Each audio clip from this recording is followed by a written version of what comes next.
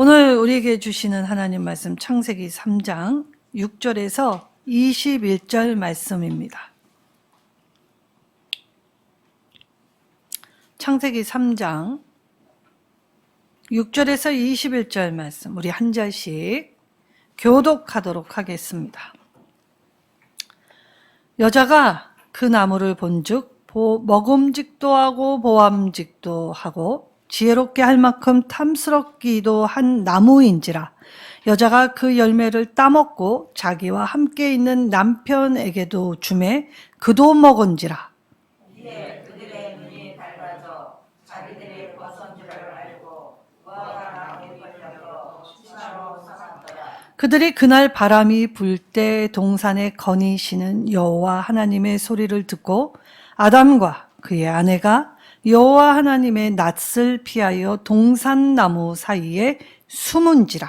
여호와 하나님이 아담을 부르시며 내게 이르시되 내가 어디 있느냐. 이르되 내가 동산에서 하나님의 소리를 듣고 내가 벗었으므로 두려워하여 숨었나이다. 이르시되 누가 너의 벗었음을 내게 알겠느냐. 내가 내게 먹지 말라며만 그 나무 열매를 내가 먹었느냐. 아담이 이르되 하나님이 주셔서 나와 함께 있게 하신 여자 그가 그 나무 열매를 내게 주므로 내가 먹었나이다. 여호와 하나님이 여자에게 이르시되 내가 어찌하여 이렇게 하였느냐. 여자가 이르되 뱀이 나를 뱀으로 내가 먹었나이다. 여호와 하나님이 뱀에게 이르시되 내가 이렇게 하였으니 내가 모든 가축과 들의 모든 짐승보다 더욱 저주를 받아 배로 다니고 살아있는 동안 흙을 먹을지니라. 내가 너로 여자와 원수가 되게 하고 내 후손도 여자의 후손과 원수가 되게 하리니 여자의 후손은 내 머리를 상하게 할 것이요 너는 그의 발꿈치를 상하게 할 것이라 하시고. 또 여자에게 이르시되 내가 내게 임신하는 고통을 크게 더하리니 내가 수고하고 자식을 낳을 것이며 너는 남편을 원하고 남편은 너를 다스릴 것이니라 하시고. 아담에게 이르시되 내가 내 아내의 말을 듣고 내가 내게 먹지 말라 한 나무의 열매를 먹었은즉 땅은 너로 말미암아 저주를 받고 너는 내 평생에 수고하여야 그 소산을 먹으리라. 땅이 내게 가시덤불과 엉겅퀴를 낼 것이라. 내가 먹을 것은 밭의 채소인즉 내가 흙으로 들어갈 때까지 얼굴에 땀을 흘려야 먹을 것을 먹으리니 내가 그것으로 취함을 입었습니다. 너는 흙이니 흙으로 돌아갈 것이라 하시니라. 아담이 그의 아내의 이름을 하와라 불렀으니 그는 모든 산자의 어머니가 됨이더라. 여호와 하나님이 아담과 그의 아내를 위하여 가죽옷을 지어 입히시니라. 아멘. 자, 불순종의 죄를 지은 인간의 타락. 자, 사람은 하나님의 형상으로 지음받았습니다. 자, 하나님의 형상. 타락 전에 하나님의 형상으로 지음받았다라는 뜻. 다시 말하면 창조자이신 하나님의 피조물로서 하나님의 주권을 믿고 살아야 하는 존재이다라는 뜻이죠. 그리고 하나님의 형상은 하나님의 대리 통치자로서 이 땅을 섬기게 될 위임명령을 받았다는 것입니다. 자, 그리하여 우리가 하나님의 형상을 회복할 때에 하나님과 바른 관계를 맺고 그리고 하나님의 영광을 세상에 나타내며 하나님이 주되심을 선포하는 것이 하나님의 형상이지요. 그래서 첫사람 아담은 하나님의 에덴에서 무엇을 하고 있었습니까? 바로 참되게 하나님을 섬기며 예배하는, 그리하여 하나님이 이 말씀을 지키는 자의 모습으로서 에덴에 거하고 있었습니다. 자, 그러면 하나님의 형상, 우리에게 세 가지의 기능이 있는데 도덕적, 윤리적 기능으로 하나님의 성품인 의, 거룩함, 그리고 우리 하나님의 지식을 이 땅 가운데 가지고 하나님의 주권의 복종, 순응하여 삶을 이어가는 것, 그것이 바로 하나님의 형상의 윤리적 기능이지요. 그리고 하나님의 형상의 제사장적 기능이 있습니다. 자, 이것은 하나님의 영광을 나의 삶을 통하여 나타내고 하나님의 주권을 내 삶으로 선포하는 것이 제사장적 기능이지요. 그리고 하나님의 형상에 왕적인 기능이 있습니다. 그것은 하나님을 대신하여 이 땅을 통치하는 것, 다스리는 것, 이때의 다스림은 억압과 착취가 아니라 온전한 섬김을 의미한다라고 하였지요. 그래서 아담은 에덴에서 이 하나님의 말씀을 지키는 자로 살고 있었다는 것입니다. 타락하기 전에는 하나님의 형상을 회복했기 때문에 하나님과의 친밀한, 하나님과 깊은 관계를 맺고 있었기에 하나님이 주시는 것을 다 누릴 수 있었지요. 하나님이 창조해 주신 것, 그리고 그 창조 안에서 하나님이 주시는 모든 것을 제대로 섬기게 될 때에 이 하나님 앞에서 먹고 마시고 누워 자고 쉬고, 그리고 하나님이 창조해 주신 모든 것의 관계가 온전케 되었기 때문에 평화로운 나날들이었습니다. 자, 이때에 하나님의 형상대로 살고 있는지 하나님이 보시려고 한 가지의 조건을 내 것이지요. 그것이 바로 동산나무의 선악과를 먹지 말라라는 명령이었습니다. 자, 말씀대로 살고 있는지 하나님은 보고 계십니다. 그래서 말씀대로의 길을 걷는지 지켜보시는 하나님 앞에 바르게 살고 있다라는 인정을 받는 것이 하나님의 형상을 회복한 사람의 마땅한 도리였지요. 근데 이 도리를 다하지 못하게 된 사건은 우연찮게 이루어지기 시작했습니다. 자, 동상나무에는 생명나무 실과와 선악을 알게 하는 나무의 실과가 있었지요. 먹지 말라라고 할 때에 테두리나 울타리를 둘러두신 것이 아닙니다. 자유롭게 오가며 늘 그 나무를 볼 수 있었고 그 나무를 보면서 하나님의 명령을 기억하게 하셨습니다. 그래서 우리는 때때로 하나님의 말씀을 지키는 자로서 이 땅에서 내 삶의 절제가 있지 아니하면 하나님의 형상이 저절로 깨지게 된다는 것이지요. 자, 이때 선악과를 따먹었다라는 말은 하나님의 명령을 어겼다라는 말도 되지만 그것보다 더 깊은 의미는 하나님의 형상이 깨어졌다라는 말입니다. 하나님의 형상이 깨어지면 하나님의 주권을 인정하지 않을 뿐더러 말씀 따라 살지 않지요. 그래서 말씀을 하찮게 무시하며 그리고 말씀을 내 방식대로 왜곡하고 오해하여 내 멋대로 하는 일체의 행위가 바로 선악과를 따먹은 행위입니다. 자, 이 선악과를 따먹을 때 우리 성경에는 이 나무의 열매를 먹으면 죽을까라고 아주 모호하게 번역을 해 놓았지요. 그런데 히브리어 원문에는 죽지 않도록 이라는 의미를 가지고 있습니다. 그러니까 이 나무의 열매를 먹으면 반드시 죽는다라는 강한 어조이지요. 이 나무의 열매를 먹으면 죽을까 하노라, 죽을까? 라는 의구심이 아니라 이 죄를 짓지 않도록 주의해라, 반드시 죽는다라는 의미를 가지고 있는데 이 강한 어조를 이 뱀이 하나님이 지으신 창조물 중에 간교하였다라고 하지만 이 단어는 잠언에서 슬기로웠다. 그리고 재치 있다. 이 말이 굉장히 좋은 말입니다.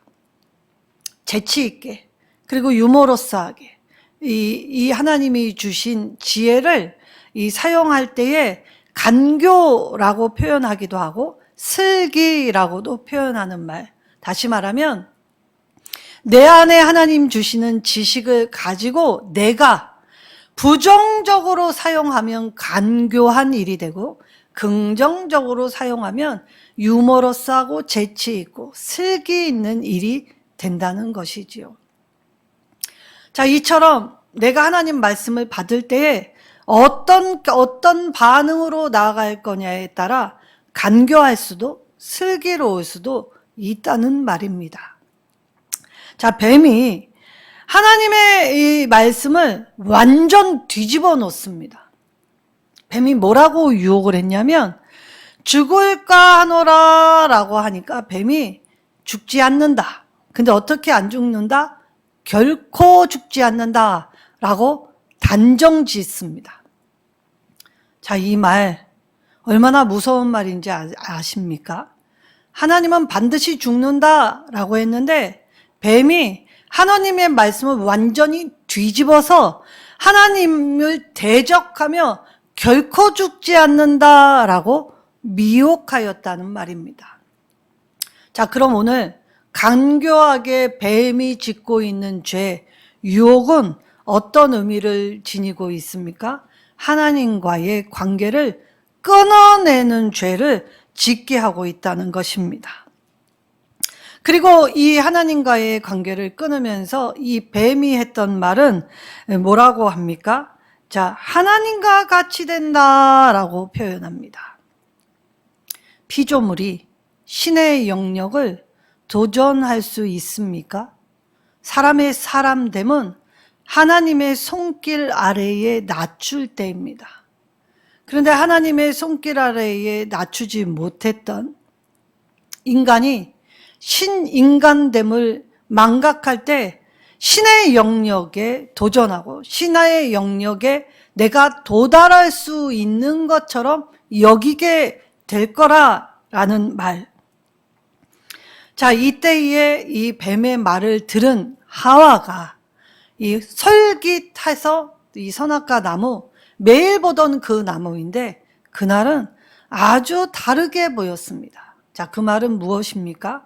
우리가 어떠한 사상, 어떠한 철학, 그리고 어떠한 이 논리가 다가오게 될 때 늘 그렇게 봐왔던 말이 전혀 다른 말로 접할 수 있게 되었다는 것이지요. 이때 여자가 보았을 뿐인데 그 늘 보던 그 나무가 갑자기 보암직도 하고 탐스럽기도 한 나무의 열매로 보였다. 자, 쏙살거렸던 그 말을 이 마음으로 동의했을 뿐만이 아니라 실행에 옮기는 용기까지도 주는 말. 그리하여 범죄하게 되었다라고 합니다. 자, 유혹은 창조주와 우리 사이를 단절시켜 놓았을 뿐만이 아니라 창조주와 우리를 관계를 무너뜨리려는 수작이 담겨 있습니다. 그럴듯한 말, 그리고 이치의 논리에 합당한 말, 상식적인 말같이 들리지만 그렇지 않지요. 제가 이 모 연예인이 갑자기 이 성경 공부를 하는 유튜브를 접하게 되었습니다. 얼마나 말을 잘하는지 어쩌면 목사보다도 야, 이건 뭐 가르치는 은사가 탁월하구나 라는 생각이 들 정도로 아주 말씀을 착착착 입에 담기게 이야기하죠. 자, 분별이 없는 사람들이 딱 보면 맞는 말, 거의 거반 맞는 말이었습니다. 근데 항상 유혹은 본색, 정체를 드러내기 마련이지요. 이때 그가 했던 말이 무엇이냐면 자기를 공격하는 사람은 이 스님이나 천주교 신부님들은 안 그러더라. 근데 누가 자기를 공격하냐? 교회 목사님들, 교회들이 나를 공격하더라. 그러면서 이 성경의 거짓 선지자, 예수님 때에 예수님을 반하게 했던 사람은 바로 성경 교사들이었다, 목사들이었다 라고 이야기를 하더라는 겁니다. 자, 그 말 안 하고 가리켰다면 저도 몰랐을 것입니다. 꽤 그럴듯했습니다. 어쩌면 저보다도 말을 더 논리정연하게 하는 걸 보고 잘 가리킨다 라고 생각했을 정도입니다. 여러분, 우리가 말씀 제대로 알아야 합니다. 유혹은 그럴듯하게 다가오지요. 그런데 그 유혹은 수작질이 담겨 있지요. 바로 하나님과 나의 바른 관계를 깨트리려는 수작. 자, 선악과를 따먹은 이 아담과 하와는 이제 하나님의 형상이 깨어졌을 때 붙는 별칭은 범죄자들이라는 것입니다. 하나님의 말씀을 어긴 범죄자들로 다시 등장하지요. 자, 하나님과의 관계가 깨트린 이 범죄자들, 자, 어느 정도의 정보는 자신들도 이 선악과를 따먹고 알게 되었지만 실상 그들이 그 정보를 파악한 후에 느끼는 감정은 수치뿐이었습니다. 부끄러움, 수치. 그러니까 하나님과 같이 되려고 했던 신의 영역에 도전했던 이 무의미한, 무가치한 인생이 느끼는 건 허무, 절망, 어두움, 부끄러움, 수치뿐이었다는 것이지요. 자, 하나님의 말씀을 모호하게, 그리고 하나님의 말씀이 왜곡될 때 죄가 서서히 들어오기 시작했다는 것입니다. 죄가 서서히 들어올 때 뱀의 말은 하나님의 말씀을 왜곡했고 과장하였습니다. 그럴듯했다는 것이죠. 아하, 그렇구나 라고 이야기합니다. 그런데 뱀은 하나님의 말씀을 완전 뒤집어 하나님을 전면 대적하였습니다. 자, 이 불순종이 타락으로 이어질 거라고 생각했을까요? 자, 이때에 범죄자들 앞에 하나님이 나타나십니다. 자, 이때 나타나실 때 우리 성경은 이 하나님이 나타나실 때에 하나님이 아담을 부르실 때 아주 부드러운 목소리로 부르시는 듯 보입니다. 자, 하나님이 아담을 부르실 때의 8절에 그날 바람이 불 때 동산에 거니시는 여호와 하나님의 소리. 거니신다라고 하니까 고진역하게 부드럽게 숨바꼭질 하듯이 어디 있을까라고 느껴지는 모습처럼 보이지 않습니까? 근데 성경엔 이 바람은 특별히 하나님의 심판을 통해 임재하실 때의 모습입니다. 욥기 이 38장에 이 바람을 타고 불평하던 욥에게 하나님이 폭풍 가운데 나타나십니다. 그래서 욥을 질책하시지요. 그러니까 오늘 범죄한 아담과 하와를 찾으시는 하나님의 모습은 무서운 심판자의 모습으로 나타나셨기에 아담과 하와는 지금 숨었다라고 표현합니다. 무서우니까 숨은 것입니다. 자, 하나님 앞에 숨을 수 있습니까? 죄를 가리울 수 있습니까? 근데 이들은 결코 가리울 수 없는 죄, 숨을 수 없는 죄를 감추기 위해 숨습니다. 자, 이것이 불가능한 일이지요. 하나님 앞에 불가능한 일을 죄를 지은 두 사람이 지금 자행하고 있다는 것입니다. 이때 어디에 있느냐라고 질문하십니다. 모르셔서 물어보신 말입니까? 하나님이 궁금하셔서 물어보신 말이 아니죠. 죄 지은 인간 스스로 하나님 앞에 자복하고 나아오길 원하셔서 스스로 돌이킬 기회를 주시려고 어디에 있느냐라고 질문하셨던 것입니다. 그런데 하나님 앞에 죄를 지은 이 인간이 한 일은 숨었을 뿐만이 아니라 이 질문 앞에 이제 서로를 고발하기 시작합니다. 하와는 뱀을, 아담은 하와를. 자, 이때 순차적으로 서로 고발한 단계를 담아 하나님이 질책하시면서 징계를 내리십니다. 물론 에덴에서 살지 못했지요. 자, 징계를 내리실 때 이 하나님의 징계의 말씀을 들어보면 하나님의 형상을 회복했을 때는 모든 것이 평안하고 모든 것이 이어지고 모든 것이 완벽한 상태, 그래서 샬롬이 완전한 상태에서 하나님께 참되게 예배하였는데 하나님의 말씀을 더하고 과장하고 왜곡했을 때 하나님으로부터 멀어진 인간이 취했던 모든 방향은 하나님의 낯을 피하는 일, 그리고 자기의 오름을 강화하는 일, 헛되고 헛된 일을 하게 되었을 때 하나님과 하나님의 형상을 깨트리고 전혀 회복되지 못한 상태에서 예배 드리는 곳에서 쫓겨나가게 되었다는 것이지요.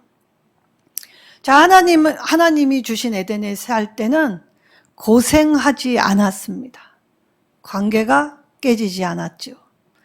남편과 아내는 서로를 볼 때 내 살 중에 살이요 뼈 중에 뼈다라고 소중히 여겼습니다.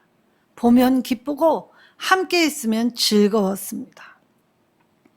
그런데 죄가 들어오고 나니까 살 중에 살인 이 여인 때문에 내가 이 에덴에서 쫓겨난다라는 원망 불평이 생기기 시작하지요.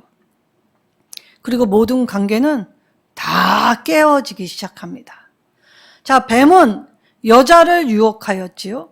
자, 유혹하면서 하나님을 대적하였습니다. 자, 하나님을 대적할 때 뱀은 이제 걸어 다니지 않고 배로 다니게 하였지요. 기어 다니는 삶이 되게 했다는 것입니다. 기어 다니니까 입에 흙이 들어갔나? 라고 하지만 이 말은 걸어 다닐 수 있었던 존재가 당당하게 걸을 수 있는 존재가 배로 기어 다닌다라는 말은 수치스럽고 또 패배, 모욕적인 삶의 전형이 되었다는 것입니다. 모욕적인 삶의 전형. 그리하여 멸시받고 천대받지요. 아무리 그럴듯하게 자기 이익 구하고 자기가 이 사람을 이용하고 착취하려고 하더라도 오늘 말씀 안에서 이 모든 시도는 결코 간과하시지 않는다. 무너뜨리신다. 그래서 하나님은 불법을 간과해 주시는 분이 아니고 반드시 패배한다라는 것을 뱀에게 주신 징계로 저와 여러분에게 알게 하여 주셨습니다. 자, 여자는 어떠하였습니까? 여자는 하와라는 이름이 생명을 뜻하는 단어입니다. 그러니까 생명을 이을 자, 생명과 생명을 낳고 이어서 자라나게 할 사명이 있는 자로서 오늘 뱀의 유혹을 받을 때 하나님과의 바른 관계를 깨닫지 못하고 미혹을 받아 하나님을 대적했더니 자, 생명을 낳을 때 해산하는 고통을 크게 더한다고 하여 주셨지요. 원래 해산할 땐 고통이 따랐습니다. 근데 여기에 하나님의 징벌은 크게 감당할 수 없을 만큼 아프게 낳는 고통을 더 하셨다는 것이지요. 그리고 나아가 여자가 이 하나님 앞에 이 남편을 원하게 될 거다라는 표현을 합니다. 자, 우리 성경에서는 히브리 성경 안에서 주는 단어의 의미가 조금 모호할 때가 있죠. 이때 남편 사랑을 갈구하다라는 의미인데 사실은 히브리어 테슈카는 이 갈망하다, 욕망하다라는 뜻에서 지배욕, 정복욕을 의미하는 단어입니다. 지배욕, 정복욕. 그 말은 무슨 말입니까? 아내가 남편 위에 서서 남편을 자기 입맛대로 조리하려고 했지만 실상은 남편의 다스림을 받는 거꾸로 이 남편을 지배하려 했다가 남편의 다스림을 받는 일이 되었다는 것이지요. 그러니까 우리가 이 땅에서 도모하는 일들이 우리가 하는 이 이익 추구 그리고 우리의 것을 강화하는 일들이 결국 스스로를 망하게 하는 일이 된다는 것입니다. 그리하여 하나님이 창조해 주실 때 이 지배, 억압, 착취라는 용어가 있지 않았지요. 그런데 이 죄가 세상에 들어올 때 가장 사랑해야 할 관계부터 이 깨어지고 흐트러지게 되었다는 것을 깨달을 때, 자, 그러면 어떻게 됩니까? 고통의 연속일 뿐이다 라는 것을 말씀하여 주신 것입니다. 그리고 아담은 자기가 땀 흘리지 않아도 마음껏 먹을 수 있었습니다. 자유를 누릴 수 있었지요. 그런데 이제 하나님이 경작해 주신 그 넉넉한 그 풍성한 곳에서 쫓겨날 때의 땅은 황폐하였지요. 그래서 자신의 입에 먹을 거리를 가꾸기 위해 수고의 고통이 더해집니다. 그러니까 인생은 고난과 질고와 아픔의 연속인 고해가 되었다는 것이죠. 하나님과의 관계가 깨어질 뿐이었는데 그것이 자신의 삶에 얼마나 큰 고통의 가중됨을 뒤늦게 깨달은 사람은 이제 하나님이 주신 자유와 또 하나님이 주시는 은혜를 잃어버린 자가 되었다는 것입니다. 그래 번뇌와 어둠과 고난 속에서 힘겹게 살아가기 시작하지요. 그리고 실패의 연속일 뿐입니다. 그러니 우리가 세상을 살아가게 될 때 이 실패 안에서 바른 관계로 나가지 못하게 될 때에 허망하고 또 우울한 인생길을 걸어가게 되었다는 것을 볼 때 우리는 인생의 죄가 오면 이처럼 무서운 파국을 맞는다는 걸 깨달으면 하나님께 속히 돌아서야 하는데도 말씀을 여전히 듣는데도 자기 절제, 자기 분별, 그리고 자기 과시, 자기 자랑에서 여전한 행보를 똑같이 반복하며 잘못 행하면서 하나님의 형상이 깨어지고 있다는 말이지요. 자, 실패를 통해 하나님을 두려워할 그때에 서로를 밀고 하기 시작한 이 범죄자들은 모든 것에서 깨어지는 아픔을 맛보아야 했지요. 하나님의 말씀 앞에서 하나님이 주신 영광, 내가 누렸던 것이 얼마나 찬란한 것인가를 잃어버린 존재는 이제 죄로 인해 더럽혀졌습니다. 그리고 하나님께 나아가지 못하게 되었지요. 그리고 하나님을 두려워만 하게 됩니다. 그리고 가장 중요한 것, 하나님과 함께 있을 수 없었지요. 늘 하나님과 동행하고 하나님께 아뢰고 하나님의 음성을 직접 들을 수 있는 모든 순간을 놓아버렸다는 것입니다. 자, 죄는 하나님을 불신, 믿지 않음으로부터 시작하였습니다. 인간의 작은 유혹, 괸, 그리고 작은 미혹이 별일 아닌 것 같이 시작했던 그것이 영혼의 이 균열을 만들고 영혼의 틈에 이 오염시켜 더러워지게 될 때의 그 불신은 이제 자기를 섬기는 자가 되었지요. 하나님 없이도 살 수 있는 존재가 되었다고 떵떵거립니다. 그러나 실상 이 죽음을 맞이하는 그들의 모습을 보면 비참하기 짝이 없습니다. 그리고 나서 지었던 죄의 결과는 상상 이상의 것이 되었지요.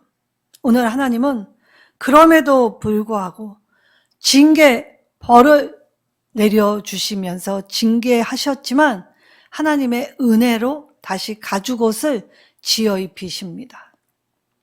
자, 이때의 가죽옷은 무고한 동물을 하나님이 죽이셨지요. 그리고 그의 가죽을 벗겨 사람이 수치스럽다고 여겼던 치부를 감추어 주십니다. 그래서 다시 삶을 이어갈 수 있도록 기회를 주셨지요. 하나님은 언제나 참아 기다리시고 언제나 긍휼을 베풀어 주시며 항상 은혜로 함께 해주시는 분이십니다.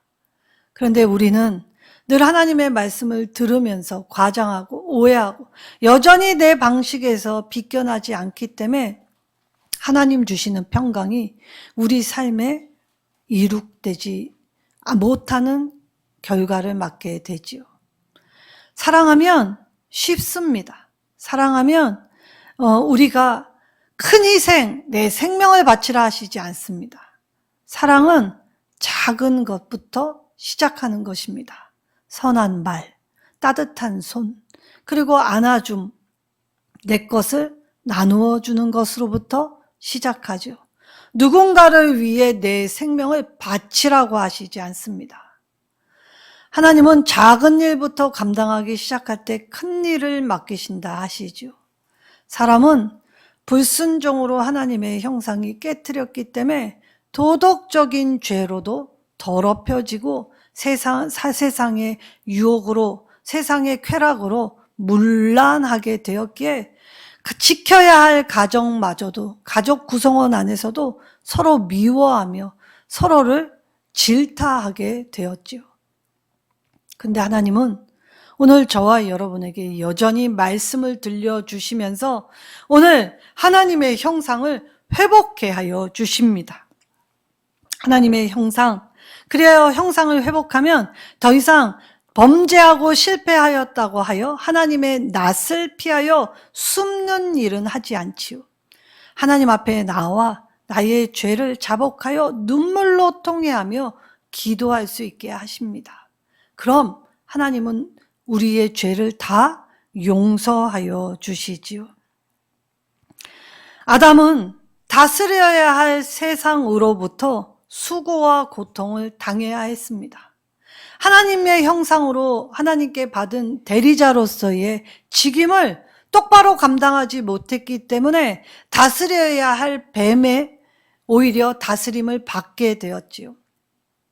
그리고 하나님의 낯을 피하는 우를 범하지 않았을 것입니다. 그런데 인간은 죄를 지면 불가능한 일을 가능케 하지요. 하나님의 낯을 피하여 숨을 수 있다고 생각합니다. 하나님 앞에 나오는 것이 은혜요. 자복하고 회개하는 것이 하나님이 주신 기회입니다. 하나님 앞에서 우리가 대리자로서 이 땅에 통치를 하게 될 때 참다운 섬김은 먼저 하나님의 말씀을 받아 지킬 때 가능하게 하여 주시지요. 하나님의 말씀을 지키는 일부터 시작하는 것입니다. 예배가 회복되지 아니하면 그 어떤 것도 회복될 수 없습니다. 우리가 봉사를 많이 하면 하나님이 우리가 예배 안 드려도 다 용서해 주시는 것이 아니라는 말입니다. 진짜 중요한 건 예배를 회복할 때에 그 예배를 통하여서 기쁨의 감격으로 봉사의 자리를 나아갈 때 삶의 열매를 거둬들일 수 있지요. 선한 일을 많이 하여서 구원받는 것 아닙니다. 하나님의 말씀 제대로 깨달으면 하지 말래도 선한 일을 할 수밖에 없지요. 그러니까 하나님과의 바른 관계를 세우면 저절로 되는 일들이 선한 일들이라는 것입니다. 마음 먹지 않아도 우리가 스스럼 없이 나올 수 있는 건 내 기쁨을 나누는 일, 내 것을 나누는 일이지요. 오늘 하나님의 말씀 잘 듣고 깨닫길 바랍니다. 하나님의 말씀에 더하거나 빼거나 과정하거나 오해하여 스스로 판단하는 걸 멈추시길 바랍니다. 그리고 하나님의 말씀을 따라 겸비하여 낮아지고 또 하나님의 말씀에 크게 기울여 말씀을 따라갈 때 내 안에 찌그러진, 일그러진 우리들의 형상을 하나님의 형상으로 회복하기 위해 왕같은 제사장으로 부름받아 나선 모든 곳에서 이제 하나님의 말씀의 다스림, 그래서 말씀을 지키며 세상에 나가 하나님 말씀 지키는 자로서 당당하게 설 때에 세상은 우리를 보고 하나님을 제대로 알게 될 것입니다. 오늘 타락으로 인한 관계의 단절 속에서도 하나님은 여전히 오라 하시고 부르시지요. 그리고 부르신 그곳에서 무릎 꿇고 통회하면 하나님은 사랑하는 자로 다시 인치시고 여기셔서 우리와 항상 동행하여 주십니다. 이것이 가장 큰 복입니다. 우리 임마누엘 성령님께서 우리와 항상 함께해 주시는 삶의 자리 안에서 생명을 주신 은혜를 기억하여 더 뜨겁게 사랑하며 내가 받은 용서함으로 모든 사람의 허물을 감싸주는 일선누림교회 되시기를, 그래서 하나님께 참답게 나아가 하나님이 기뻐하시고 하나님이 온전케 해주신 모든 분복을 받아들이게 되시기를 예수님의 이름으로 축원합니다.